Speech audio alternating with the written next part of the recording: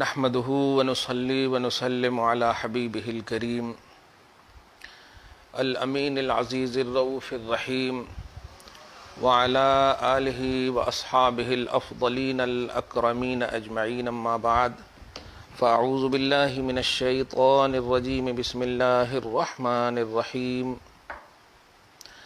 أفمن زين له سوء عمله فرآه حسنا صدق الله العظيم الصلاة والسلام عليك وعلى آلك وأصحابك وأهل بيتك يا رسول الله صلى الله تعالى عليك وسلم.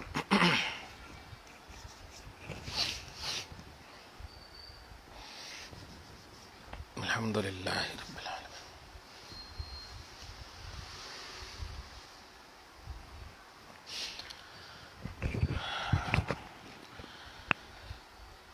نجنا بفضلك من سخطك وأعذنا بلطفك من تغرير عدونا وعدوك. اے اللہ واسطہ تجھے تیرے فضل کا، ہم سب کو اپنی ناراضگی سے بچا، اور واسطہ تجھے لطف و کرم کا، ہم سب کو خود اور اپنے دشمن کی فریب سے محفوظ فرما، پناہ عطا فرما. اب اس کے بعد آنے والی آیت نمبر 7 کا درس ہوگا. اس کے لیے تمہید غوث اعظم رضی اللہ تعالی عنہ مانتے ہیں، ارشاد فرماتے ہیں ثم قال سبحانہ کلاما جملیا شاملا لعموم العباد تذکیرا وعظتا مشتملا علی الوعد والوعید بکلا الفریقین. واہ!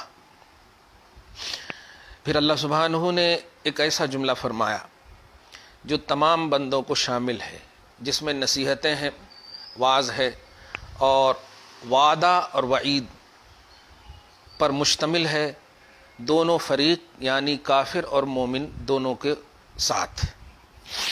اللہ سبحانہ بتانا چاہتا ہے کہ ایمان والے کے لیے میرے پاس کیا ہے اور غیر ایمان والے کے لیے میرے پاس کیا ہے. اصل کیا ہے، آج کل کافر کا جملہ جو ہے نا، عجیب لوگ ایک دم اس کو یوز کر رہے ہیں. میں نے کسی موقع سے دیکھا تھا ٹی شرٹ میں لکھا میں کافر ہوں.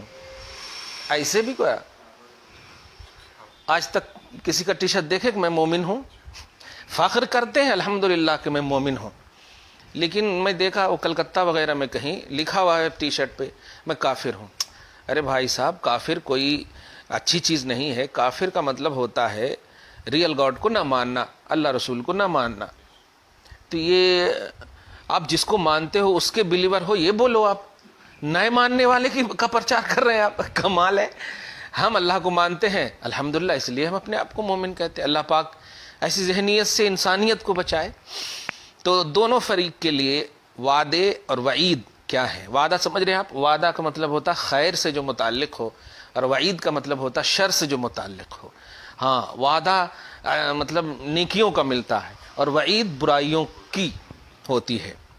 چنانچہ اللہ سبحانہ اچھا ایک اور بات یہاں پر دیکھیے. غوث اعظم رضی اللہ تعالی عنہ، چونکہ درس جیلانی اس میں نقطہ ضروری ہے. غوث وعدہ کا لفظ پہلے فرما رہے ہیں اپنی عبارت میں، لیکن اللہ سبحانہ وعید والے کا پہلے ذکر کر رہے ہیں. بتائیے کفر سے اتنی نفرت ہے میرے غوث کو، اپنی عبارت میں کہہ رہے ہیں کہ مشتملن علی الوعد والوعید. یہ نہیں فرما رہا علی الوعید والوعد، نہیں فرما رہے. یہ ہوتا ہے پازیٹیوٹی توحید کے باب میں. قادری توحید دیکھیں آپ، سبحان اللہ، الحمدللہ. خیر، فرماتے ہیں اللہ سبحانہ فرماتا الذین کفروا لہم عذاب شدید. یہ پہلا ہے عبارت کا، یعنی قرآن پاک کی آیت کا پہلا حصہ ہے. واہ! وہ لوگ جو کفر کیے. اب کفر کیے کی تفسیر دیکھیے ایک لائن میں میرے غوث کیا فرما رہے. اے ستر الحق واعرضوا عنہ فی النشأۃ الاولی عنادا ومکابرۃ. اچھا وہ جملہ جو مجھ سے ٹی شرٹ کا نکلا ہے، یہ دیکھیے، لگتا ہے غوث پاک نکلوائے ہیں. صحیح کہہ رہا ہوں؟ دیکھیے کیا کہہ رہے ہیں. غوث پاک فرما رہے ہیں کہ کفر سے مراد یہ ہے کہ جو لوگ حق کو چھپائے.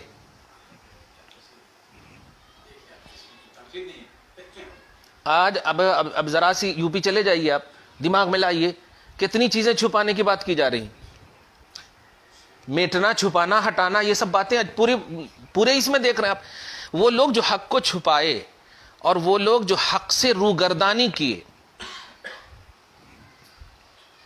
حق سے روگردانی کی، حق نہیں سوجھا، پھر نشأۃ الاولی، نشأ اولا یعنی دنیا میں، لیکن چھپانے کی دو وجہ فرما رہے ہیں میرے غوث، عنادن و مکابرتن، دشمنی کرتے ہوئے یا اپنے مطلب گھمنڈ اور غرور میں، گھمنڈ اور غرور میں، یہ ہو کافر کی تعریف کی۔ لہم عذاب شدید، اللہ سبحانہ فرماتا ہے ایسے حق کے چھپانے والوں کے لیے سخت عذاب ہے۔ اب سخت عذاب کی سخت تفسیر دیکھیے کیا ہے سخت عذاب؟ فرماتے احراقم بالنار فی النشأۃ الاخری، آگ کے ذریعے سے جلانا ہے، احراق میں جلانا، فی النشأۃ الاخری، نشأۃ اخری میں، جزاء لما اقترفوا فی النشأۃ الاولی، اور یہ ایسے ہی نہیں بلکہ نشأ اولا میں، دنیاوی زندگی میں جو کرتوت کی تھی یہ اس کا بدلہ ہے۔ تو دردناک عذاب دنیاوی زندگی کا حق کو چھپانے کا بدلہ ہے دنیاوی زندگی میں۔ اذ لا عذاب اشد من الاحراق، اس لیے کہ جلانے سے زیادہ سخت کوئی عذاب نہیں ہے۔ یہاں پر ذرا غور کیجیے، اب فی نار جہنم خالدین فیہا کیوں کہا؟ غوث پاک فرما رہے ہیں کہ چونکہ نار یعنی آگ کے ذریعے سے یا جلانے سے زیادہ کوئی سخت عذاب نہیں ہے، وہ مطلب الفاظ نہیں مجھے مل رہے ہیں کہ ڈنٹے ہیں، دیگر چیزیں ہیں، یہ سب چیزیں ایسی ہیں جو ابھر سکتی ہیں، مندمل ہو کر کے ابھر سکتی ہیں، لیکن آگ وہ چیز ہے جو جلاتے وقت بھی رسائے گی آپ کو، پھر اس میں آپ ریئل میں نہیں آ سکتے۔ جو چیز جلا دے اصلیت ختم کر دیتی۔ تو غوث کہہ رہے ہیں لا عذاب اشد من الاحراق، اس لیے کہ جلانے سے زیادہ سخت کوئی عذاب ہی نہیں ہے۔ واہ واہ واہ، سبحان اللہ۔ آپ ذرا دیکھیے میرے غوث رضی اللہ تعالیٰ عنہ، مجھے تو لگتا ہے کہ اللہ سے یہاں بات کر رہے ہوں گے، اللہ پہلے ایمان والوں کا ذکر کرنا تھا یہ موسیٰ کا پرتو بھی تو ہے، اگرچہ حضور پاک صلی اللہ علیہ وسلم کی کمال مظہر ہے، لیکن غور کریں آگے دیکھیے کیا کرے، والذین آمنوا وعملوا الصالحات، اوہ سبحان اللہ۔ آمنو کی تفسیر دیکھیے گا، جس طرح کفر کی تفسیر کی، سمجھ تو گئے وہیں پہ، لیکن یہاں پر دیکھیے تفسیر کتنی اچھی کر رہے ہیں۔ اچھا ایصال ثواب بھی دیکھیے گا، ہم قرآن پر ایمان رکھتے ہیں الحمدللہ، لیکن من حیث کتاب اللہ ایمان رکھتے ہیں، اسی بنیاد پر جتنی بھی کتابیں ہیں سب پر ایمان رکھتے ہیں، ایمان سب پر رکھتے ہیں، جو محرف ہے چینجنگ ہے اس پر نہیں، لیکن کتاب ہونے کی حیثیت سے، اللہ کی کتاب ہونے کی حیثیت۔ یہاں پر آپ کو بتاؤں، یہ کوئی مولانا طارق جمیل ہے، اللہ پاک نام کتنا خوبصورت بتائیے، لیکن وہ کیا کہتے ہیں؟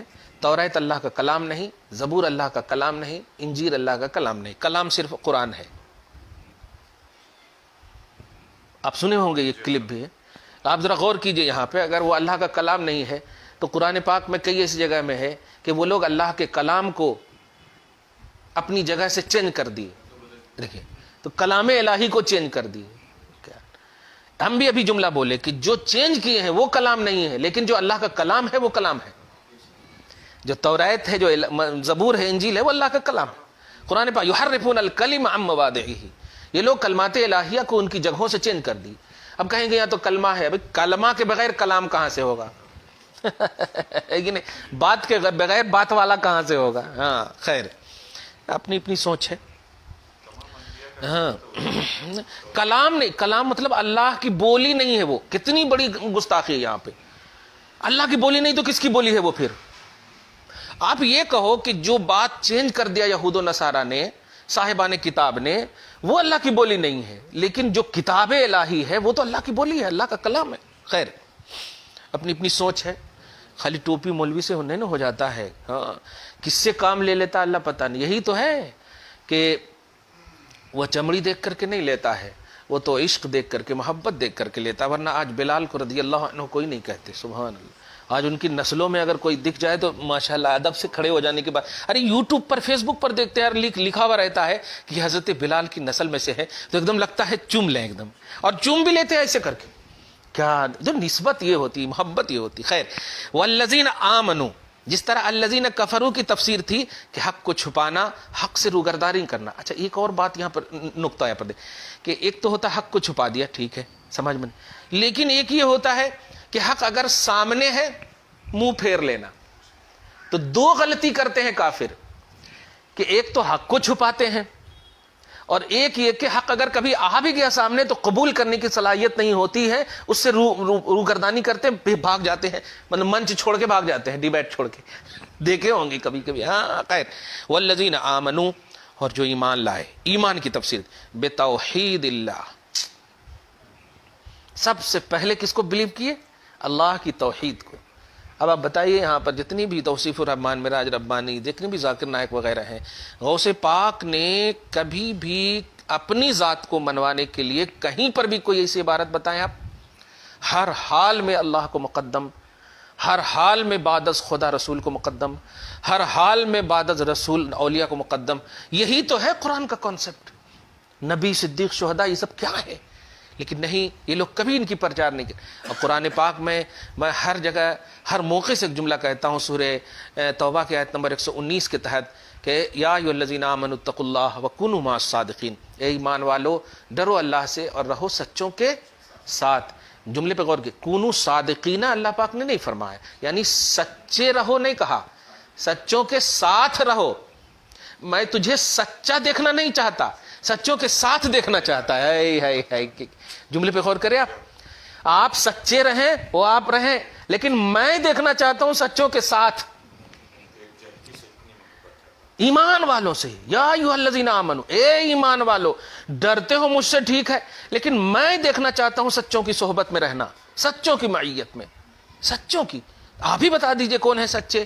سیدنا ابوبکر صدیق سچے ہیں کہ نہیں؟ ارے نام ہی کے ساتھ جز ہے، صدیق بول رہے ہو. خیر، اللہ سبحانہ ہم سب کو یہ توفیق بخشا ہے، اس کو دوامیت نصیب فرمائے. خیر تو والذین آمنوا، وہ جو ایمان لائے اللہ کی توحید پر. آگے دیکھیے، وصدقوا رسلہ المؤیدین آہ من عندہ، اور تصدیق کیے اللہ کے تمام رسولوں کی.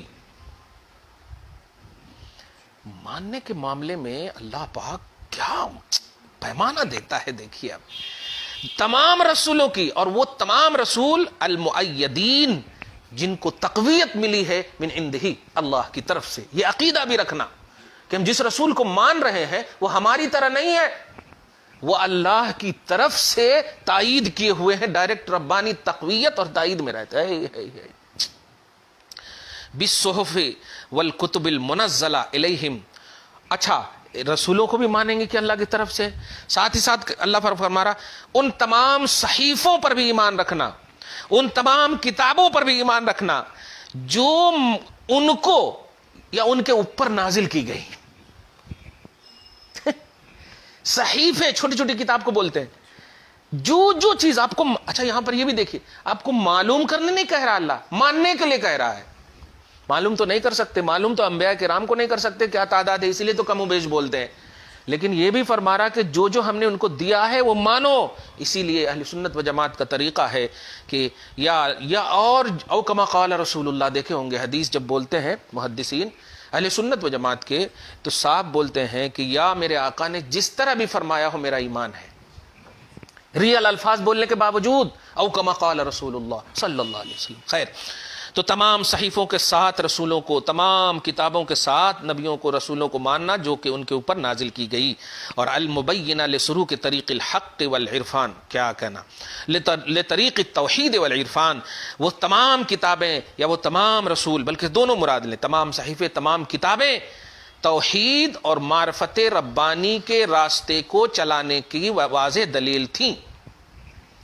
خدا کی معرفت، خدا کی توحید کا راستہ تمام کتابوں میں تھا. خلاصہ سارے انبیاء کرام اور سارے انبیاء کرام کی کتابوں میں ایک اللہ کو پہچاننے اور ایک اللہ کو ماننے کی بات تھی.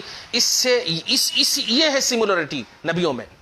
ایک توحید کا معاملہ نہیں، اللہ کو ایک ماننا، یکتا ماننا، یہ پہلو سارے رسولوں کے پاس تھا۔ احکام الہیہ میں اختلافات تھے، مختلف تھے۔ احکام الہیہ ان کی امتیوں کے حوالے سے، ان کے اسٹیٹس کے حوالے سے، استطاعت کے حوالے سے اللہ پاک نے دیا، لیکن بلیو کے معاملے میں سب کا مقصد توحید الہی اور معرفت الہی۔ تو ایمان کی یہ تعریف ہوئی کہ ایک اللہ کو ماننا، ساتھ ساتھ سارے رسولوں کو ماننا۔ اب تک تو عید میلاد النبی کی صرف بات ہو رہی تھی، اب تو آدم علیہ السلام سے لے کر عیسیٰ تک کو ماننے کی بات ہے۔ اور ماننا کس کو کہتے ہیں؟ گھر میں بیٹھے رہنا۔ یہ لوگ جو بولتے ہیں ارے اتنے دیر تک نماز پڑھ لیے، تو پھر ماننا کہاں پایا گیا؟ اتنے دیر تک نماز پڑھ لے، اچھا یہاں پر کہیں گے ہاں رسول نے خود کہا نماز پڑھنے، ٹھیک ہے، لیکن آدم علیہ السلام سے لے کر عیسیٰ تک کس نے کہا آپ کو بتائیے تو؟ اور رب لیکن کہہ رہا ہے کہ آدم سے لے کر عیسیٰ تک کو مانو، تب ان کے ماننے کا ذکر کیا ہوگا؟ اس لیے میں ایک جملہ بولتا ہوں، سورہ یوسف، یہ یوسف کون ہے؟ نبی ہے، لیکن اللہ کا کلام ہے۔ باپ رے باپ، غور کر رہے ہیں؟ سورہ یونس، سورہ ہود، سورہ نوح، سورہ محمد، بابا سورہ ابراہیم، اچھا یہ تو چلو ٹھیک ہے، انبیاء کا سورہ رعد، بجلی، سورہ رعد، سورہ تکاثر، ابھی جو پڑھا، تکاثر میں مال کی زیادتی، سورہ 3 انجیر۔ یہ کیا ہے؟ یہاں پر سینس دوڑانے کی ضرورت نہیں، یہاں پر اسی کو بلیو۔ ایسے ہی ہم کہتے ہیں نبی کی میلاد مناؤ بھائی، قرآن حدیث کو مت دیکھو، نبی کی میلاد مناؤ، قرآن حدیث کو مت دیکھو سے مراد قرآن حدیث میں ہے، میری پہچان، میری رسائی نہیں ہو پا رہی وہاں تک، آپ کی رسائی نہیں ہو پا رہی ہے، نہیں، لیکن آپ مانو۔ بلیو ماننے کو کہتے ہیں، پہچاننے کو کہتے ہیں۔ ایک بات اشارتاً کہہ دوں، آپ دیکھیں گے کہ 2731 یا 32 حدیث میں بخاری شریف میں کتاب الشروط میں باب البصاق میں اسی ایڈیشن میں صحیح بخاری کی ایک حدیث پاک ہے۔ جو لوگ یہ کہتے ہیں نا کہاں قرآن میں کہاں حدیث میں، اس کے لیے بہت اہم دلیل دے رہا ہوں میں۔ اور چونکہ اب اس مہینے کے بعد میلاد النبی ہی، اب تو سب کا اعتراض ایک دم کیڑے مکوڑے کی طرح ایک دم آئیں گے، ہاں اس لیے میں کلیئر پہلے بول دیتا ہوں کہ جو کہتے ہیں کہ کہاں ہے قرآن میں کہاں ہے حدیث میں، تو اس کا صاف مطلب یہ ہوا کہ وہی کرنا ہے جو قرآن میں ہو، جو حدیث میں ہو، ٹھیک ہے۔ لیکن حدیبیہ کے مقام پر حضور پاک صلی اللہ علیہ وسلم ہیں، وضو فرما رہے ہیں، وضو فرمانے کے بعد جو ناک سے آپ کا نکل رہا ہے، جس کو نخامہ بولتے ہیں، نخامہ، نون خا الف میم گولہا، نخامہ، جس کو آپ لوگ ریٹھ بھی بولتے ہیں، ناک سے نکلی ہوئی، حضور پاک صلی اللہ علیہ وسلم کا معاملہ ہے، اس لیے بس مل جائے تو ہماری سعادت ہے۔ تو نخامہ جو حضور کا نکل رہا تھا ناک مبارک سے، تو صحابہ کرام اپنے ہاتھ میں لے رہے تھے، وہ ان کے ہاتھ میں گر رہا تھا، تو ٹھیک ہے، گرنے کے بعد کیا کرنا؟ وہ ایکسٹرا چیز ہے، یہی تصور ہے نا کہ ہٹا دینا، لیکن نہیں، عربی کا جملہ پڑھ رہا ہوں، ما تنخم نخامۃ الا وقعت فی کف رجل منهم فدلک بها جلدہ وجسدہ ووجہہ، کہ جو گرتا تھا صحابہ میں سے کسی نہ کسی کے ہاتھ ہی پہ گرتا تھا، اور وہ کیا کرتے تھے، ان کو لے کر کے اپنے چہرے پر، اپنے جلد پر، اپنے جسم پر مل لیتے تھے۔ اب یہاں پر یہ بتائیے کہ جس وقت وہ مل رہے ہیں، ان صحابہ کرام سے پوچھئے قرآن میں ہے، حدیث میں ہے، یعنی رسول اللہ نے حکم دیا؟ ملنے سے پہلے تو ہاتھ ہی رکھنے کا حکم نہیں دیا، نہ قرآن میں ہے نہ حدیث میں۔ اور صحیح بخاری کی یہ حدیث سے اب کیا مسئلہ نکلا؟ ایک ہی جواب ملے گا کہ نہیں، محبت کا مسئلہ دل سے ملتا ہے، یہ محبت کا مسئلہ، اور محبت شریعت کی فوقیت اور شریعت کی تزئین اور شریعت کی زینت کا نام ہے۔ اسی کو رسول اللہ نے صلی اللہ علیہ وسلم نے فرمایا عمل کا دار و مدار نیتوں پر ہے۔ صحابہ کرام سے پوچھئے کہ کیوں کر رہے ہیں ایسا؟ معلوم ہوا جس ذات پاک نے اپنے ناک سے نکلے ہوئے، دھیان دیجئے گا، کہ تبرکات، ہاں تبرکات کا یہ حکم نہیں دیا کہ تم رگڑنا، اور خدا نے بھی حکم نہیں دیا، تو ہم اب نبی سے بھی نہیں پوچھیں گے آقا آپ کی میلاد منائے یا نہ منائے، بلکہ ہم منائیں گے، میرے آقا خوش ہوں گے، خدا بھی خوش ہوگا۔ اچھا اس لیے بھی کہہ رہا ہوں، اس لیے کہ نبی نے ٹوکا بھی نہیں کہ تم بدعت کر رہے ہو، کہ قرآن کا بھی حکم نہیں ہے، میرا بھی حکم نہیں ہے، بلکہ خوش ہوئے۔ اور اللہ کے رسول کا خوش ہونا، اللہ کا خوش ہونا، کیونکہ اللہ کے رسول اپنی خواہش سے کچھ نہیں کرتے، کچھ نہیں بولتے، وہ جو بھی کرتے اللہ کی وحی ہوتی ہے۔ تو اب وحی الہی سے ثابت ہوا کہ جب ظاہری طور پر جس کو دنیا ایکسٹرا بولتی ہے، اسے محبت کی بنیاد پر شریعت کہہ دی گئی، میلاد النبی کو کیسے بدعت کہیں گے یار؟ اس میں تو یہ سب کا تصور بھی نہیں آ رہا ہے، نہیں، میلاد النبی میں تو ماشاءاللہ عطر کا تصور ہے، کھانے پینے کا تصور ہے، اچھے خیالات کا تصور ہے، ذکر نبی کا تصور ہے، سیرت کا ذکر ہے، اخلاق کا ذکر ہے، یہ سب کا ذکر ہے. اس میں تو کوئی پہلو ہی نہیں ہے کہ ایسا اس طرح سے. اب سمجھ رہے ہیں اس بات کو. خیر، تو وہ لوگ ہاں جو ایمان لائے، تو ماننے کی بات پر میں کہہ رہا تھا کہ ساری کتابوں کو آپ کو ماننا ہے، دیکھنا نہیں. یہ کیا جو دکھ رہا اسی کو ماننا، جیسے بولے نہیں دکھا ہمارے، ارے نہیں دکھا تو تیری قسمت ہے. حضرت علی کیا فرماتے ہیں؟ پورا قرآن سورہ فاتحہ،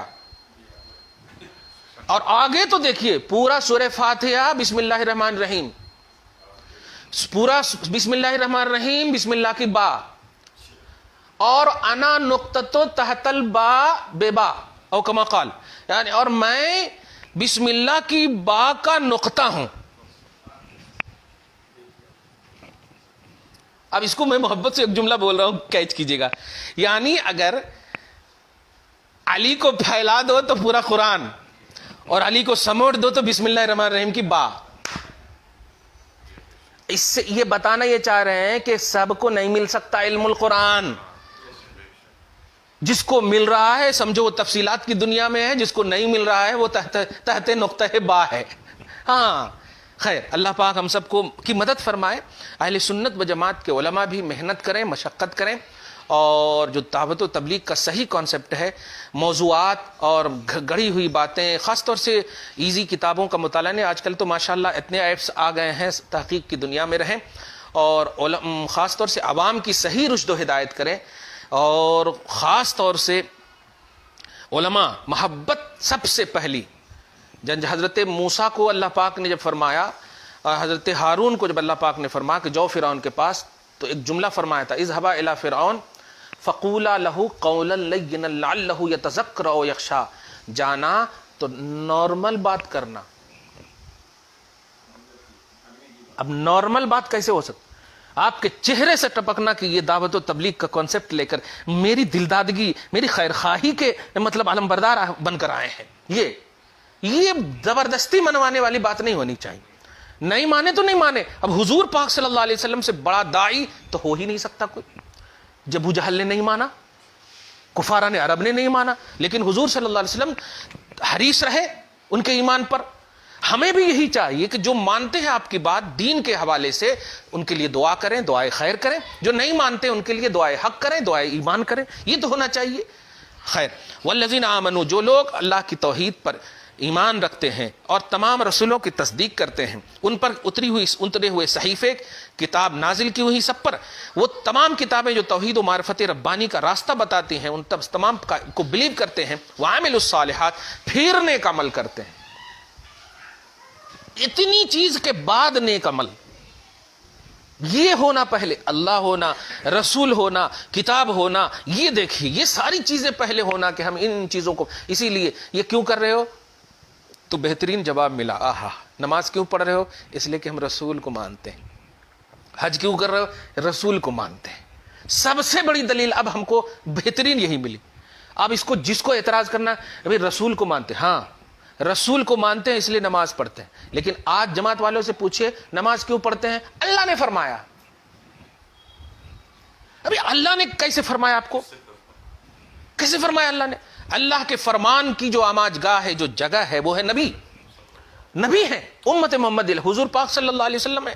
کہنا یہ ہے کہ جو ترتیب ہے ایمان کی وہ برقرار رہنا چاہیے. خیر، تو نیک عمل کے، نیک عمل سے مراد المأمورہ لہم فی تلک الکتب والصحف. واہ واہ واہ، یعنی جن امتیوں کو جن نبی کے حوالے سے جو صحیفے یا کتاب کی شکل میں باتیں ملی، وہ تمام باتوں کے اعتبار سے جو نیکی کا حکم دیا گیا وہ کرے، جو برائی سے کہا گیا کہ بچو وہ بچے. سارے انبیاء کرام کی بات دیکھیے، ایکسپلین دیکھیے آپ غوث پاک. صرف یہ نہیں کیا مطلب تقدس دیکھیے، بچانے کا جو بھرم دیکھیے. اللہ فرماتے ہیں ان کے لیے کیا ہے؟ لہم مغفرۃ و اجر کبیر. کافر کو صرف درد، سخت عذاب، لیکن ایمان والے کو فرما رہے ہیں لہم، ان کے لیے آخرت میں کیا ہے؟ مغفرت. اور مغفرت کی تفسیر دیکھیے، واو کیا کہنا ہے. مغفرت آج تک سمجھتے تھے کیا؟ بخشش. لیکن یہاں دیکھیے فرماتے ہیں ستر وعفو لما صدر عنہم من الذنوب. ہائے ہائے ہائے، ستر ان کے لیے پردہ ہے، میٹنا ہے، معافی ہے ان گناہوں سے جو دنیا میں یا ایمان سے پہلے یا تصدیق سے پہلے ان سے سرزد ہو گئے تھے، وہ سب میٹ دے گا یہ چیز۔ کیا کہنا ہے، سبحان اللہ سبحان اللہ۔ تو مغفرت کا کانسیپٹ معلوم ہوا کہ گناہوں سے، ذنوب سے جو صادر ہوئے تھے ان سے پردہ ہے۔ یہ معلوم ہی نہیں ہوگا کہ وہ گناہ تم نے کیا تھا، نہیں، وہ گناہ کی دنیا ہی الگ ہو جائے گی، تم کو الگ کر دے گا اللہ۔ ہے واجر کبیر، اور بڑا اجر ہے، بڑا اجر ہے۔ آج کل بولتے نہیں اللہ سے بڑا کوئی نہیں۔ آج کل کوئی ایک مولوی بغیر مطلب عجیب سا مولوی ہے، وہ فیس بک پر دیکھا میں، میرے امام اعظم تو صرف رسول اللہ ہیں، اس طرح کی باتیں، میرے امام اعظم بھی رسول اللہ۔ ان کو میں اس آیت سے جواب دے رہا ہوں، بھائی تم کو اللہ پاک نیکی کا بدلہ جو دے رہا ہے اس کو بھی کبیر کہہ رہا ہے، اجر کبیر کہہ رہا ہے۔ اجر کبیر کو اردو میں اگر کہیں تو بڑا، اور بلکہ اور کہیں کبیر تو اللہ کی شان ہے، وَهُوَ الْعَلِيُّ الْكَبِيرُ، تو اللہ کی شان ہے۔ تو یہ جو الفاظ کے ہیر پھیر میں جو گمراہ کر رہے ہیں نا ہمارے لوگوں کو، ان کو بہت واقعی اللہ پاک نے صحیح کہا ہے کہ ناک کے بل جو علماء کو ڈالا جائے گا یہ ایسے ہی ہوں گے نا، جو اس طرح کی جو حرکتیں کرتے ہیں، جو الفاظ کو ہاں ون سائڈڈ ایک دم ذہن دیتے ہیں کہ دیکھیے کہاں ہے امام، ہمارے امام ہیں۔ ارے امام تو کافروں کا بھی ہوتا ہے یار، ائمۃ الکفر قرآن میں ہے، امام کی جمع ائمہ اور ائمۃ الکفر، کفر کے امام۔ بتائیے کافر کے امام ہو سکتے ہیں اور مومن کے امام نہیں ہو سکتے؟ کیا بے وقوفی ہے، اللہ پاک محفوظ پر کم علم۔ اچھا کعبہ کے امام کو بولیں گے امام کعبہ؟ یہ دیکھیے امام کعبہ جو یہودی کی، اسرائیل کی دستخط کیا نا، کمپرومائز، اللہ پاک محفوظ فرمائے۔ خیر، تو اجر کبیر۔ اور اچھا میری تقریر کا کیا کہنا ہے، غوث پاک سہارا بن رہے ہیں، دیکھیے فرمایا جزاء عظیم۔ اجر کبیر کی تفسیر غوث پاک کہہ رہے ہیں جزاء عظیم، عظمت والی جزا ہے۔ اور جانتے ہیں عظیم کی تفسیر کیا ہے؟ آپ نگاہ اٹھائیے ایک میدان کے ایک کونے میں کھڑے ہو جائیے اور نگاہ اٹھائیے، جہاں تک آپ کی نگاہ جا رہی ہے حد نگاہ کو عظیم کہتے ہیں، اور نگاہ کی کوئی حد نہیں ہے۔ اب معلوم ہوا کہ بلیور، ایمان والے جو ریئل میں ایمان والے ہیں، ان کو جزا کی حد نہیں ہے، وہ گمان سے بھی زیادہ ہے۔ سبحان اللہ۔ علی ما عملوا بعدہ بمقتضى الامر الالہی المبین فی الکتب المبین، یا مبین فی الکتب المنزلہ من عنده، کیونکہ ایمان والوں نے، اچھا یہ جزائے عظیم کیوں ہے؟ اس لیے کہ ان لوگوں نے عمل کیا، ایمان لانے کے بعد اللہ کے امر و الہی، اللہ کی جانب سے جو امر تھا اس کو بجا لانے، جو نہیں تھا اس سے بچنے کے بعد جو جو کتابوں میں تھی ان تمام کے ذریعے سے جو نبیوں نے ایکسپلین کیا ان کے تحت وہ اپنی زندگی کو کاٹتے تھے۔ یہ ہوئی آیت نمبر 7 تک کا درس۔ دعا کرتے ہیں اللہ سبحانہ آج کی اس گفتگو کو حبیب پاک صاحب الاولاق کے وسیلے سے قبول فرمائے۔ غوث اعظم رضی اللہ تعالی عنہ کی اس عظیم دعا کے صدق و طفیل میں نجنا بفضلک من سخطک واعذنا بلطفک من تغریر عدونا وعدوک، مولا اپنے فضل سے، اپنے فضل کی برکتوں سے، اپنی ناراضگی سے ہم سب کو نجات عطا فرما، اپنے لطف و کرم کے وسیلے سے ہمیں شیطان وقت اور اپنے دونوں شیطان کے دھوکوں سے ہم سب کی حفاظت فرما اور اپنی پناہ میں رکھ۔ وصلی اللہ تعالی علی خیر خلقہ محمد وآلہ واصحابہ اجمعین برحمتک یا ارحم الراحمین۔ الحمدللہ۔